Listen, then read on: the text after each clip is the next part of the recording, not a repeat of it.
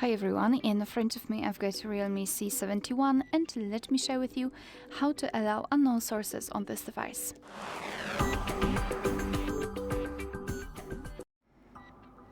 So let's start with opening the settings, and here we have to scroll down to find the apps. Then let's tap on Special App Access, and here scroll and find Install Unknown Apps.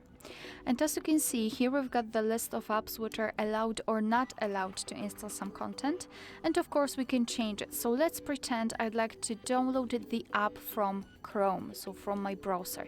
So let's find it in the list and tap on it, and then tap on this switcher next to the Allow Apps from this source. And after getting back, you can see that the Chrome is allowed to install some content. Be aware, because you're doing it on your own responsibility. Some third-party apps aren't verified by the developers, so you may put your data and actually whole device at risk. So remember about that and choose the apps wisely. Of course, you can also remove previously granted permissions. Just tap on the app and tap on the switcher. And after getting back, you can see that the Chrome is not allowed to install anything. Alright, so that will be all. Thank you so much for watching. Please hit the subscribe button and leave the thumbs up.